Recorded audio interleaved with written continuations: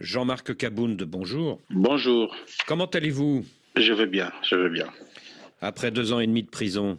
Oui, bien sûr, je me porte bien. Vous savez, on a enduré cette situation, mais pour l'instant, je peux vous dire que je me porte bien. Est-ce que la prison vous a changé? Vous savez, pour le cas qui est le nôtre, nous avons été arrêtés injustement. Et je dirais que ce que nous avons subi allait au-delà d'une injustice. C'était carrément de la persécution. Bon, face à toute situation, il y a toujours une leçon qu'on retient. Cette prison m'a appris 2 choses. Premièrement, le pardon. J'ai appris là-bas qu'il faut pardonner. Et la deuxième chose, c'est la patience. Il faut patienter en tout temps. Parce que lorsqu'on vous condamne à 7 ans injustement, et celui qui vous fait condamner, c'est le président de la République lui-même qui exige à ce qu'on vous condamne. Donc, vous vous dites que les carottes sont cuites et que vous n'avez qu'à patienter jusqu'au jour où vous serez libre. Donc le fougueux Jean-Marc Kabound des années 2020 a changé.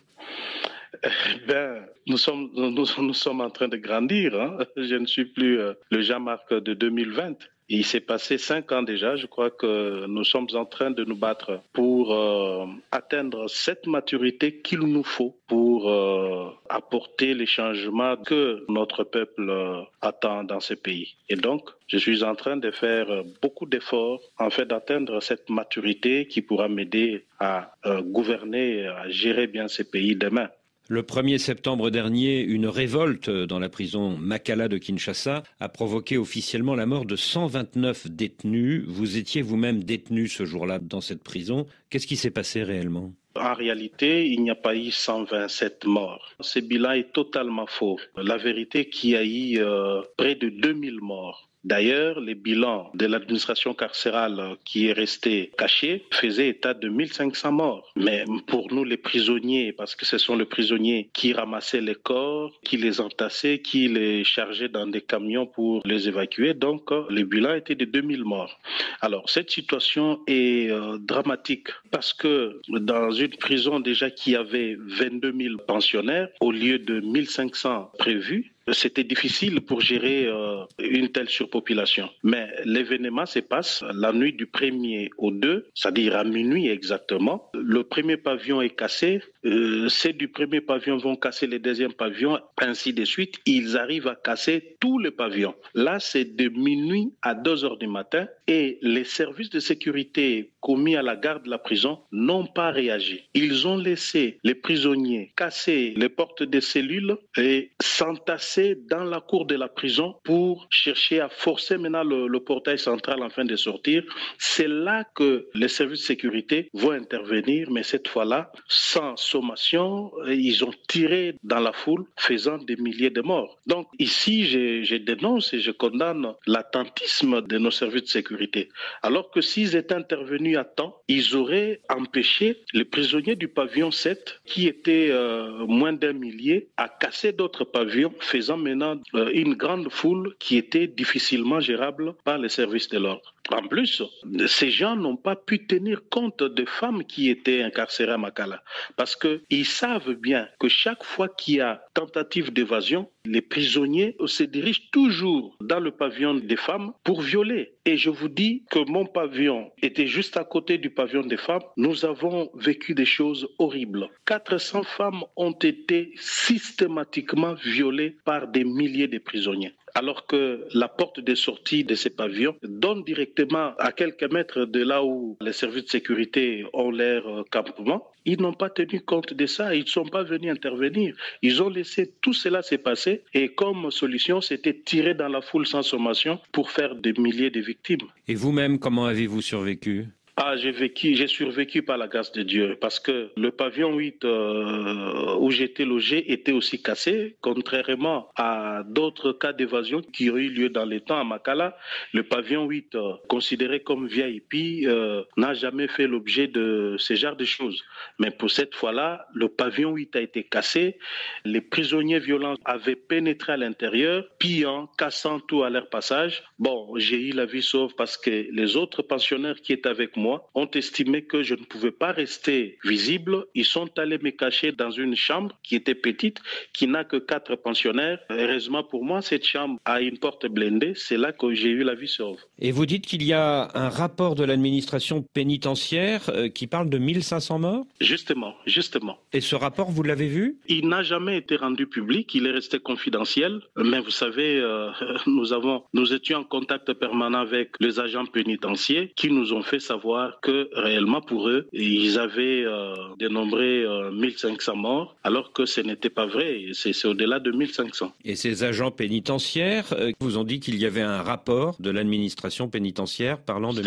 Justement, ça je le confirme, ça ne pouvait pas manquer. L'administration pénitentiaire ne pouvait pas manquer de faire un rapport réel à ce gouvernement. Rapport qui reste secret aujourd'hui. Justement. Alors à la suite de ce drame, les autorités politiques ont promis une amélioration des conditions de vie à Makala. Est-ce que de fait, ça va mieux aujourd'hui dans cette prison centrale de Kinshasa ? Pas du tout. Vous savez, ce gouvernement est habitué à faire des déclarations pour la consommation du public, alors qu'en réalité, rien n'est fait. Je dois vous dire ici que les prisonniers de Makala sont relégués à une existence indigne d'un être humain. Et vous dites qu'il y a plusieurs morts par jour, c'est ça ? Justement, vous savez, je commence par l'année 2023 et 2024. Pour ces 2 années-là, la moyenne des décès était de 10 morts par jour. Mais il arrivait des jours où on pouvait atteindre 30 morts par jour. Vous vous rendez compte ? À cause de la surpopulation dans les cellules. Justement, oui, il y a plusieurs raisons qui justifient cela. La surpopulation, le manque de soins médicaux, la nourriture qui manque. Il y a pas mal de raisons qui font à ce que ce nombre de décès puisse en tout cas être vrai. Longtemps, Jean-Marc Kabound, vous avez été l'un des principaux compagnons de Félix Tshisekedi. Après son arrivée au pouvoir, vous êtes même devenu le président par intérim du parti au pouvoir UDPS. Et puis en 2022, ça a été la rupture, puis la prison pour outrage au chef de l'État. Est-ce que vous regrettez aujourd'hui cette conférence de presse de juillet 2022 où vous avez tenu des propos virulents contre le chef de l'État ? Bon, je dois ici vous dire que je ne regrette rien. Mes propos n'ont pas été virulents. Moins encore des dénonciations comme beaucoup le disent. Mais c'était tout simplement un témoignage citoyen d'intérêt public voué à l'émancipation du peuple congolais pour son développement et c'est là pour garantir l'état de droit, le développement et l'éclosion sociale. Moi, j'ai rempli la part de mon contrat en tant que citoyen congolais, acteur politique et député national de surcroît. Je ne pouvais que dire ce qui devait être dit pour que les choses changent dans mon pays. En face, j'ai eu un monsieur qui tolère de moins en moins la contradiction, qui est réfractaire à la vérité, et c'est comme ça qu'ils m'ont fait subir cette persécution. Le 21 février, vous avez été libéré et le lendemain, le 22 février, Félix Tshisekedi, lors d'une rencontre avec les parlementaires de son camp, a invité ses opposants à entrer dans un gouvernement d'union nationale. Est-ce que votre libération n'est donc pas un geste politique de sa part ?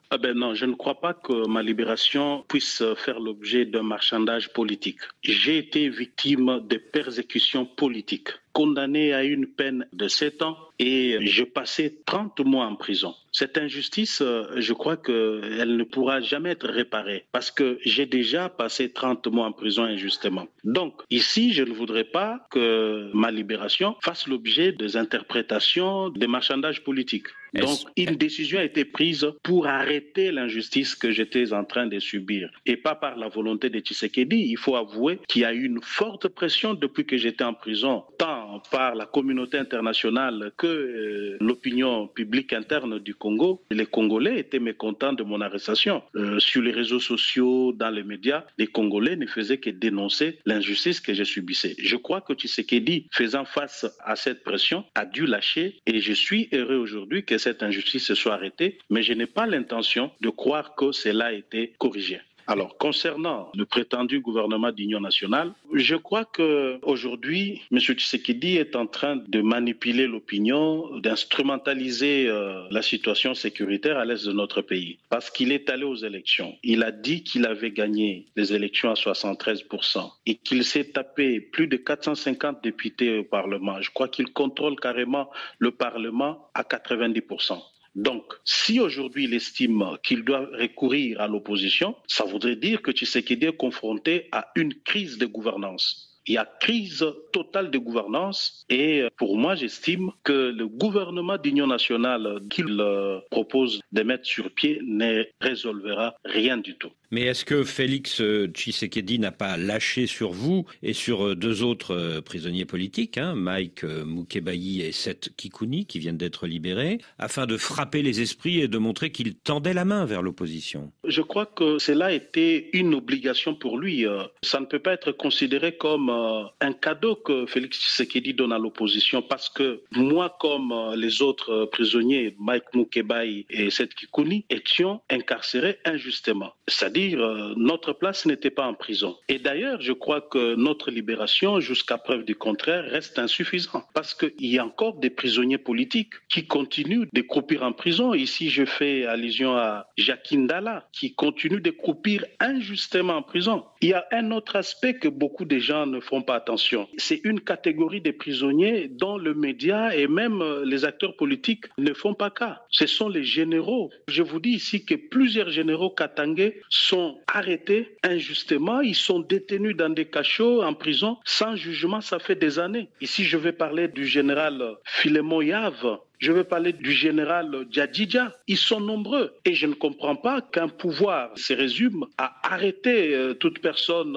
sans le moindre ménagement, sans tenir compte de la loi et surtout l'enfermer sans lui donner accès à un procès équitable. Donc, le gouvernement Tshisekedi doit savoir que ma libération et la libération de deux autres ne suffit pas. Il y a d'autres prisonniers qui croupissent en prison injustement qui doivent être libérés. L'avancée du M23 dans l'est de votre pays, qu'est-ce que vous en pensez? Je crois que cette situation taraude les esprits de tous. C'est-à-dire pour tout Congolais épris de paix et de justice, l'avancée du M23 dans notre pays est inacceptable. Et ici, je tiens premièrement à compatir avec cette population de l'Est qui souffre, ça fait maintenant 30 ans, qui souffre et elle est sans défense, abandonnée à la merci du Rwanda. Mais en même temps, je vais dire ici que l'implication du Rwanda dans tout ce qui s'est fait à l'Est à travers le M23 n'est pas à démontrer. Et j'en appelle à la communauté internationale. Cette communauté doit comprendre que ce qui se passe au Congo est inacceptable et tout le monde doit demander au Rwanda de retirer ses troupes en République démocratique du Congo pour que le Congo retrouve la paix. Donc nous n'avons pas besoin de cette guerre. C'est vrai, Tshisekedi ne gère pas le pays comme il se doit. Il a choisi la voie de la violence, la voie de la persécution contre tous ceux qui ne sont pas d'accord avec lui. Il a choisi la voie de la mauvaise gouvernance, la corruption, les détournements des deniers publics. Tout ça, nous connaissons. Mais nous ne pouvons pas ajouter à tout cela l'insécurité et la mort par les armes. Donc nous disons ici que le Rwanda doit retirer ses troupes de la RDC. Parce que le Rwanda viole le droit international, il viole la charte des Nations Unies qui dispose que l'agression est un acte proscrit par tous ces instruments juridiques internationaux. Est-ce que vous êtes pour ou contre un dialogue avec le M23? Je crois que cette question doit être débattue sans passion. Aujourd'hui, vous avez le camp Tshisekedi qui est englué dans un narratif qui ne donne pas d'issue. C'est un narratif qui, en réalité, n'explique rien. Et d'ailleurs, je crois que Tshisekedi s'est fait prisonnier de son propre narratif. À force de dire que les M23 sont des terroristes, aujourd'hui, il ne sait plus avancer. Mais au regard de la situation telle qu'elle se présente, qui est clair que la RDC n'a pas une armée capable de faire face au M23, il est de bonne loi que nous puissions envisager une solution politique pour résoudre cette crise.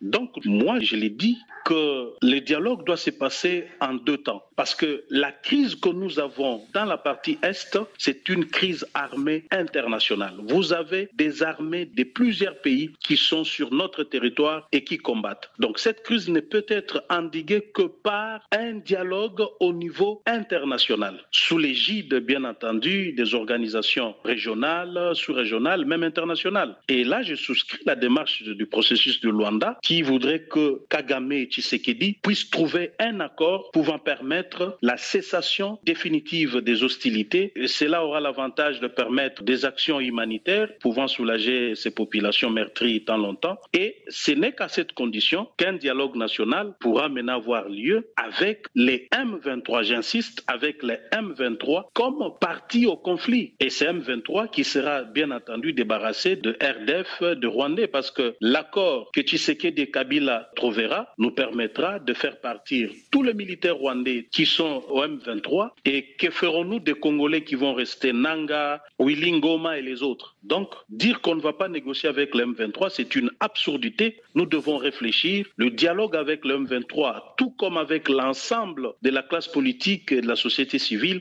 demeure, c'est un impératif catégorique pour trouver la solution durable au problème de l'Est. Depuis votre libération, Jean-Marc Kabound, vous avez reçu plusieurs visites à votre domicile, notamment celle de l'opposant Martin Fayoulou. Est-ce que vous songez à une coalition avec lui dans l'opposition? Pour l'instant, je crois qu'il n'est pas question d'une quelconque coalition. Le pays est agressé. Nous voulons d'abord nous mettre ensemble, réfléchir pour faire une proposition à la crise. Nous voulons, nous, en tant qu'opposition, donner notre contribution à la résolution de cette crise. Se mettre ensemble pour produire un programme commun, une candidature commune, ça viendra après. Nous ne pouvons pas parler de ces choses-là tant que notre peuple est en train de mourir. Pour l'instant, la priorité, c'est la paix à l'est du pays. Mais vous réfléchissez avec Martin Fayoulou et d'autres opposants à une initiative commune, c'est ça? Bien entendu.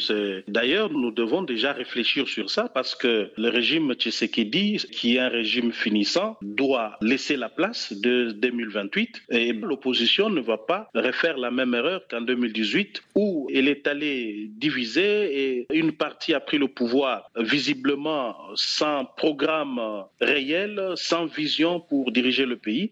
Mais cette fois-ci, le Congo a tant souffert. Le Congo a besoin des dirigeants honnêtes, des gens qui vont accéder au pouvoir pour travailler afin de pouvoir donner le changement attendu par notre peuple. Et vous êtes en contact également avec l'ancien président Kabila? Je crois que c'est un acteur politique important de notre pays. Je ne vois pas pourquoi je ne peux pas être en contact avec lui. Mais d'ailleurs, moi, je veux même plus loin. Si demain, j'avais l'occasion d'avoir le contact de Nanga, je l'appellerai et je lui parlerai. Je lui dirai ce que je pense de ce qu'il est en train de faire. Donc, je suis là pour parler à tout le monde. Et que diriez-vous justement à Corneille Nangaa, le patron du M23? Je lui dirais tout simplement que ce qu'il est en train de faire, on l'a déjà vécu dans ce pays avec Mouzé Kabila, on connaît les conséquences. Il doit arrêter de verser le sang des Congolais et revenir vite. Il doit arrêter à travers un cessez-le-feu. Je ne sais pas ce qu'il est en train de faire là, les cessez-le-feu unilatéraux et qui finalement 2 jours après c'est lui-même qui le viole. Mais il doit décréter un cessez-le-feu et le gouvernement, je crois que dans sa position actuelle, ne pourra pas s'y opposer pour accepter d'intégrer le processus du dialogue en fin d'une résolution pacifique de ces conflits. Alors vous dites que Félix Tshisekedi doit laisser la place en 2028. Qu'est-ce que vous pensez du projet de nouvelle constitution? Non, ça c'est une vaste blague. C'était une vaste blague et j'ai dit que Tshisekedi m'a déçu. C'est vrai qu'il m'avait déjà déçu. Je l'avais exprimé lors de mon point de presse du 18 juillet 2022, mais je ne pouvais pas m'attendre à cela. Changer la constitution pour briguer un 3e mandat, c'est une insulte à notre combat. C'est fouler aux pieds le combat de Etienne Tshisekedi. C'est cracher sur la mémoire de tous nos martyrs, tous ceux qui sont morts pour la démocratie, l'état de droit et l'alternance pacifique. Je crois que Tshisekedi avait perdu la tête.